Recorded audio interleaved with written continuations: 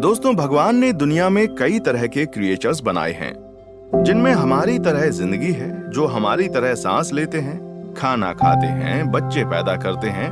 और कई क्रिएचर्स तो हमारी तरह हंसते और रोते भी हैं, यानी उनमें हमारी तरह ही इमोशंस भी होते हैं। लेकिन इन सभी क्रिएचर में इंसान की पोजीशन सबसे ऊपर और सबसे अलग है। इंसान को भगवान ने सबसे ज्यादा इमोशंस दिए हैं और हम इन इमोशंस से खुद का नुकसान न कर बैठे, इसीलिए उन्होंने इन इमोशंस को बैलेंस करने की समझ भी दी है। इन्हीं इमोशंस में से एक इमोशन होता है फियर, यानी कि डर। ये इमोशन जानवरों में भी होता है, हमारी तरह उनको भी डर लगता है, लेकिन उनके पास ये समझ नहीं होती कि वो इसे ओवरकम कर सकें, इससे लड़ सकें। ये समझ सिर्फ हम इंसानों में ही है कि हम अपने डर को कंट्रोल कर सकते हैं, इसे ओवरकम कर सकते हैं, इससे लड़ सकते हैं। लेकिन हम ऐसा करते नहीं हैं, बल्कि हम उस डर को खुद पर हावी होने देते हैं और एक मासूम सी और एक मायूस सी जिंदगी जीते चले जाते हैं। हमारे शो में हम आपको 5 ऐसे तरीके बताने वाले हैं जिससे कि आप अपनी जिंदगी से डर को बाहर निकाल सकेंगे। तो आइए इस शो की शुरुआत करते हैं और सीखते हैं वो 5 तरीके जिससे कि आप अपनी जिंदगी से डर को बाहर निकाल सकें। आउट ऑफ कंट्रोल, ये 3 शब्द हमें पैनिक करने के लिए काफी हैं। आप ऑलरेडी किसी स्ट्रेसफुल सिचुएशन में हैं और अगर कोई आपसे ये 3 शब्द कह दे तो डेफिनेटली आप बहुत ज्यादा पैनिक हो जाएंगे। फॉर एग्जाम्पल, आप अपनी फैमिली के साथ किसी रोड ट्रिप पर गए हुए हैं और ड्राइवर ने आपसे कह दिया कि गाड़ी आउट ऑफ कंट्रोल हो गई है, तो आप तो भैया डर के मारे कांपने लगेंगे, राइट? कई बार ऐसा लाइफ की बाकी प्रॉब्लम्स के साथ भी होता है। जब हमें कोई सॉल्यूशन नहीं दिखाई देता, हम अपनी जिंदगी को संभाल नहीं पाते और हमें लगने लगता है कि अब तो सब कुछ आउट ऑफ कंट्रोल हो चुका है। तब हम बहुत ज्यादा पैनिक करते हैं, हमें डर लगता है, हमें एंजाइटी होती है। सच बात कहूं दोस्तों तो जिंदगी ऐसी ही होती है। जिंदगी में हर एक चीज हमारे कंट्रोल में नहीं होती। अगर हमारी जिंदगी का कुछ हिस्सा आउट ऑफ कंट्रोल है भी तो कोई बात नहीं, क्यों ना हम उस पर फोकस करें जो कि हमारे कंट्रोल में है। अब देखो, हम कोई भगवान तो है नहीं जिसके पास पूरी दुनिया का कंट्रोल हो, है ना? हम तो भाई एक मामूली से इंसान हैं जो अपने आसपास होने वाली सिचुएशंस को कंट्रोल नहीं कर सकते। लेकिन क्या आप जानते हैं कि ऐसी सिचुएशन से डील करने के लिए भी भगवान ने हम इंसानों को एक स्पेशल पावर दी है, और वो पावर है खुद को कंट्रोल करने की। हम अपना एक्शन, रिएक्शन, अपने थॉट, ये चीजें कंट्रोल कर सकते हैं। आप नोटिस कीजिएगा कि हमारा डर अक्सर आउटर एनवायरनमेंट की वजह से होता है। हमारे आसपास के एनवायरनमेंट में कोई चीज या इंसान ऐसा होता है जो हमारे अंदर के डर को ट्रिगर कर देता है। या तो किसी इंसान की वजह से ऐसा होता है, या किसी सिचुएशन की वजह से, या फिर किसी इवेंट की वजह से। अब यहां पर समझने वाली बात यह है कि बाहर की कोई चीज हमारे अंदर की शांति को स्पॉइल कर रही है। लेकिन अगर मैं आपसे कहूं कि आप अपने आप को इस आउटर एनवायरनमेंट से अफेक्ट होने से बचा सकते हैं, तो जी हां, ऐसा मुमकिन है। देखिए, बाहर जो भी चीजें हो रही हैं उस पर आपका कोई कंट्रोल नहीं है। फॉर एग्जाम्पल, आपको एक्सीडेंट से डर लगता है और आपको यह लगता है कि अगर आप बाहर गए तो आपका एक्सीडेंट हो जाएगा, तो क्या आप बाहर जाना छोड़ देंगे? क्या आप हमेशा घर में ही रहेंगे? और क्या गारंटी है कि घर में रहकर आपको कुछ नहीं होगा? आपको यह समझना होगा कि बाहर की चीजों पर आपका कोई कंट्रोल नहीं है, और जिन चीजों पर आपका कंट्रोल नहीं है उनके बारे में सोचकर भी आप कुछ नहीं कर सकते। आप सिर्फ उन बातों पर ध्यान दीजिए जिन्हें आप कंट्रोल कर सकते हैं। जैसे आप गाड़ी ध्यान से चलाइए, सीट बेल्ट लगाइए, हेलमेट पहनिए, ट्रैफिक रूल्स फॉलो कीजिए। याद रखिए, आप जब तक अपने कंट्रोल में आने वाली चीजों पर फोकस करेंगे तब तक आप डर से दूर रहेंगे। हम सभी के फेवरेट क्रिकेटर और इंडियन क्रिकेट टीम के कैप्टन रह चुके MS धोनी की लाइफ से भी हमें यही सीख मिलती है। धोनी अपनी कामनेस और समझदारी के लिए जाने जाते हैं। वो एक बेहतरीन लीडर हैं और ये वो क्वालिटीज हैं जिन पर उनका कंट्रोल है। लेकिन क्रिकेट खेलते वक्त सामने वाला इंसान कैसे खेलेगा, मौसम कैसा रहेगा, वो जीतेंगे या नहीं, इन सारी बातों पर धोनी का कोई कंट्रोल नहीं है। तो क्या अब हारने के डर से वो खेलना ही छोड़ देंगे? नहीं ना। हम तब तक अपनी लाइफ में अच्छा परफॉर्म नहीं कर सकते जब तक हम एक्सटर्नल चीजों को कंट्रोल करने की कोशिश करेंगे। आपके डर की सबसे बड़ी वजह यही है कि आप एक्सटर्नल चीजों को कंट्रोल करने की कोशिश करते हैं और जब वो आपसे कंट्रोल नहीं होती तो आप डरने लगते हैं। एक बार बाहर की जगह आप अपने अंदर की चीजों को कंट्रोल करके देखिए, आपका डर वाकई में गायब हो जाएगा। हर एक इंसान के डर की एक वजह होती है, कोई ऐसी चीज या कोई ऐसी बात जो उसके डर को ट्रिगर करती हो। आपको भी अपने डर को एनालाइज करके इस ट्रिगर को पहचानना होगा। कई लोगों को फोबियाज होते हैं, किसी को बंद जगह का फोबिया होता है, किसी को हाइट का फोबिया होता है, किसी को चूहों का फोबिया होता है तो किसी को पानी का फोबिया होता है। जिन लोगों को फोबिया होता है वो अपने ट्रिगर को एक सेकंड भी बर्दाश्त नहीं कर सकते। इन्हें देखते ही, इवन इनके बारे में सोचते ही वो पैनिक होने लगते हैं। ऐसे लोगों के लिए यही सॉल्यूशन होता है कि वो अपने ट्रिगर से जितना हो सके दूर रहें। मान लीजिए आपको अपने फैमिली मेंबर या किसी फ्रेंड को खो देने का डर है। आपको लगता है कि कहीं वो इंसान आपसे दूर चला गया तो, और इसी वजह से आप अंदर ही अंदर एक एंग्शियस लाइफ जीते रहते हैं। जब भी आप इंस्टाग्राम खोलते हैं तो वहां भी आपको कुछ ऐसी ही कोट्स या रील्स नजर आती हैं जो आपके इस डर को और ट्रिगर करती हैं। ऐसे में आप कोशिश करने के बाद भी अपने डर से बाहर नहीं आ पाते। आप ध्यान दीजिएगा, जिन छोटी छोटी और फिजूल बातों पर हम डरते रहते हैं वो असल में कभी सच होती ही नहीं है, और अगर होती भी हैं तो इसके चांसेस बहुत कम होते हैं। लेकिन हम ही अपने माइंड में डर को इतना भर देते हैं कि हमें लगने लगता है कि आज नहीं तो कल हमारा डर सच साबित हो जाएगा। अपने इस डर से उभरने का सबसे अच्छा तरीका है ट्रिगर्स को अवॉइड करना। आप हर उस इंस्टाग्राम पेज, न्यूज और इवेंट से दूर रहिए जो आपके डर को बढ़ाए। अगर आप किसी को खोने से डर रहे हैं या आपको किसी बीमारी का डर है तो इस तरह के नेगेटिव पोस्ट और न्यूज से अपने आप को दूर रखिए। ऐसी किसी भी न्यूज को मत देखिए जहां किसी क्राइम, ट्रेजेडी या फिर वॉर की बातें की जा रही हो। इससे आपका डर और ज्यादा बढ़ सकता है। अपने इंस्टाग्राम और फेसबुक से ऐसे पेजेस को अनफॉलो कर दीजिए जो इन सब के बारे में पोस्ट करता हो। बॉलीवुड की एक बहुत ही फेमस एक्ट्रेस दीपिका पादुकोण ने हमेशा से ही अपनी मेंटल इलनेस को लेकर खुलकर बात की है। 2014 में जब दीपिका का करियर पीक पर था तब वो डिप्रेशन से गुजर रही थी। उन्होंने अपने कई इंटरव्यूज में इस पर बात की है। उनके डिप्रेशन की वजह उनका ब्रेकअप था। जब दीपिका डिप्रेशन से लड़ रही थी तब उन्होंने अपने ट्रिगर्स और स्ट्रेस सोर्स को पहचान कर उनसे दूरी बना ली थी। उस समय दीपिका एक जानी मानी एक्ट्रेस बन चुकी थी, फिर भी उन्होंने अपने काम को काफी लिमिटेड कर दिया था और वो कम प्रोजेक्ट्स एक्सेप्ट कर रही थी ताकि वो अपने डिप्रेशन के ट्रिगर्स को अवॉइड कर सकें और अपने आप को ट्रीट कर सकें। आपने वो लाइन तो जरूर सुनी होगी कि परिवर्तन ही संसार का नियम है। ये बात बिल्कुल सच है।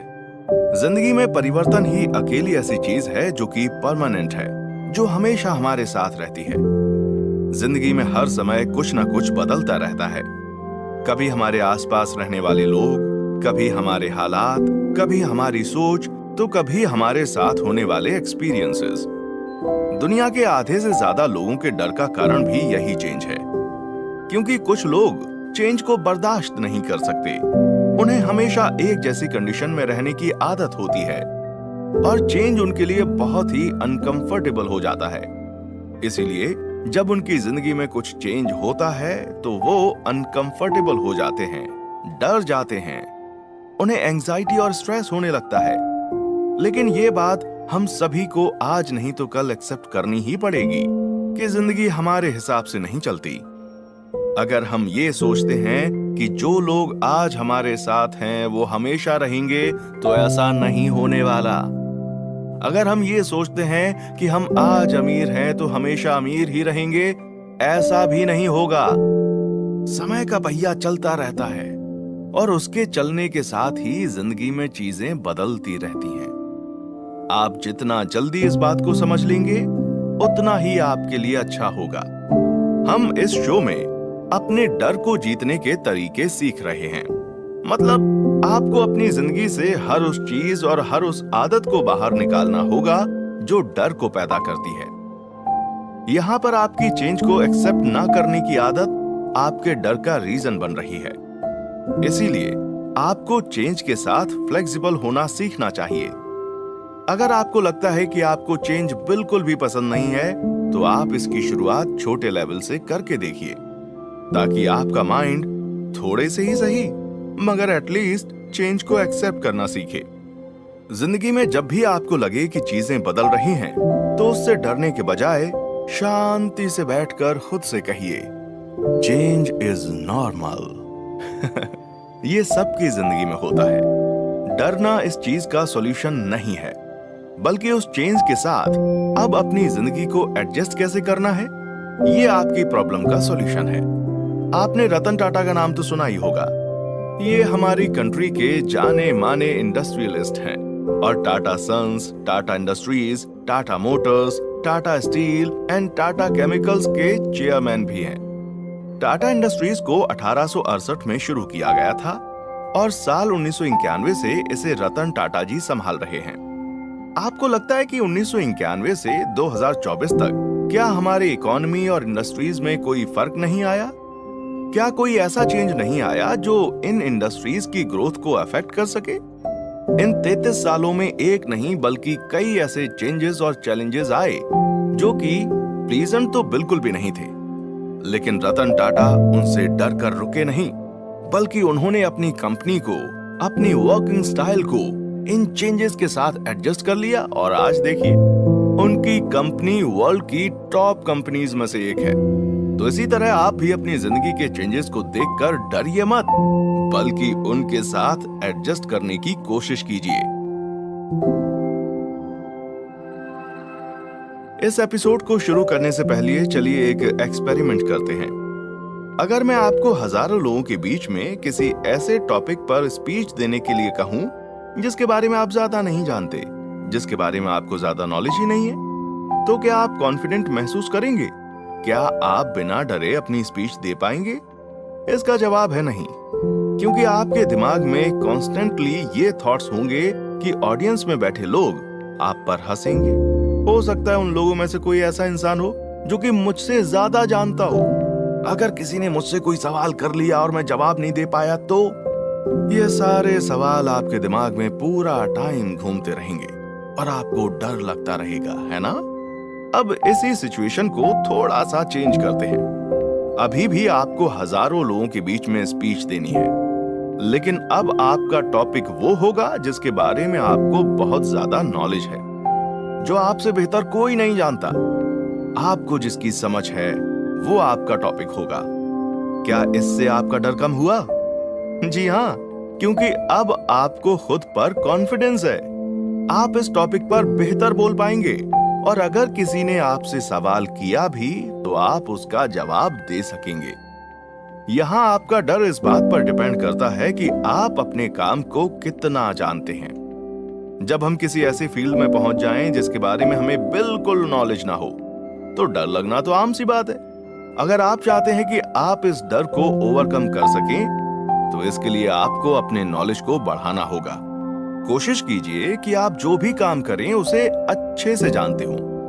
अगर आपको उस काम के बारे में कोई प्रायर नॉलेज नहीं है, तो आप अपने आप को एजुकेट कीजिए, उस बारे में पढ़िए और जानकारी हासिल कीजिए। याद रखिए, जहां नॉलेज होता है वहां डर के लिए कोई जगह नहीं होती। चाहे आप किसी मीटिंग में जा रहे हों या किसी इंटरव्यू में, अगर आपको अपने एरिया के बारे में अच्छा खासा नॉलेज है, तो आपका कॉन्फिडेंस लेवल अपने आप ही हायर रहेगा। आप सभी लोग हमारे देश के missile man doctor APJ Abdul Kalam के बारे में तो जानते ही होंगे, जो कि बाद में इंडिया के 11वें प्रेसिडेंट बने। अब्दुल कलाम साहब को कई सब्जेक्ट्स का नॉलेज था। वो अपनी फील्ड से हटकर भी कई किताबें पढ़ते थे और अलग अलग एरियाज में नॉलेज गेन करने की कोशिश करते थे। एक साइंटिस्ट होने के साथ साथ उन्होंने देश को चलाने की जिम्मेदारी भी ली थी और उन्होंने अपनी प्रेसिडेंसी में इंडिया का काम बखूबी संभाला। क्या आप जानते हैं कि अब्दुल कलाम साहब प्लेन्स भी उड़ाना जानते थे? उन्होंने कई महीने प्लेन उड़ाने की ट्रेनिंग ली थी और बाद में उन्होंने पुणे एयरफोर्स बेस से सुखोई 30 MKI को सक्सेसफुली उड़ाया था। एक्सेप्टेंस ये एक ऐसी चीज है जिससे हमारा डर छूमंतर हो सकता है।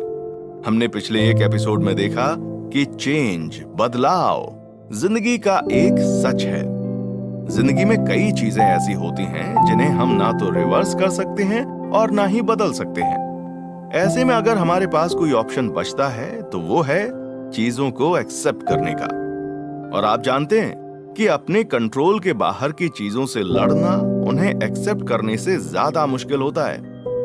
जिंदगी में कैसी भी सिचुएशन आए, अगर एक बार हम उन्हें एक्सेप्ट करना सीख जाते हैं तो फिर जिंदगी बहुत आसान हो जाती है और हमारा डर भी खत्म हो जाता है। मान लीजिए कि आप किसी एग्जाम में अपेयर होने से डर रहे हैं क्योंकि उस एग्जाम के रिजल्ट पर आपका फ्यूचर टिका हुआ है। अब क्योंकि वो एग्जाम इतना इंपॉर्टेंट है, आप उससे भाग तो नहीं सकते, है ना?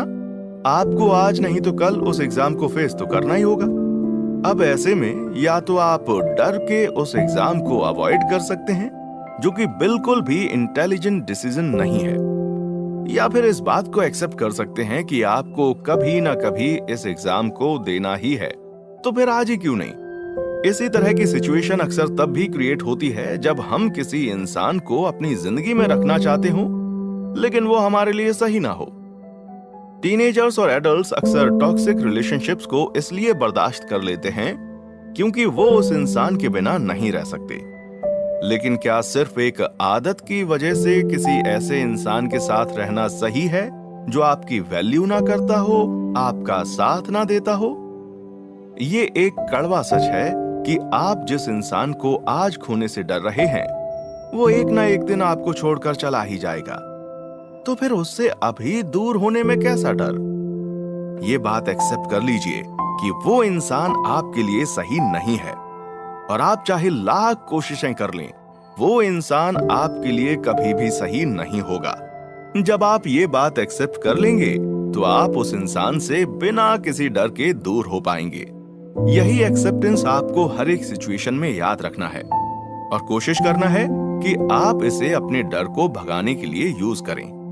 गांधी जी ने जब इंडिपेंडेंस की लड़ाई लड़ी तब वो जानते थे कि ब्रिटिशर्स उनकी बात आसानी से नहीं मानेंगे।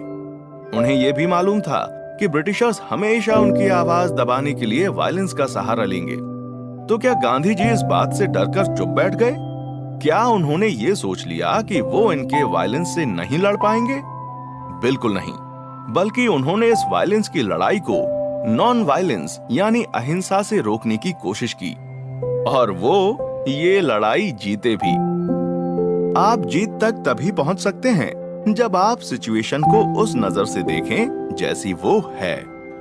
अपने कोई भी अजम्पशंस और मिसकंसेप्शंस को साइड में रखकर सिचुएशन को वैसे एक्सेप्ट करने की कोशिश कीजिए जैसी वो है, तभी आपको सफलता मिल पाएगी। उम्मीद है शो में सिखाए गए सभी 5 तरीकों को आपने समझ लिया होगा और इनसे बहुत कुछ सीखा भी होगा। हम मिलेंगे आपसे एक और नए शो के साथ।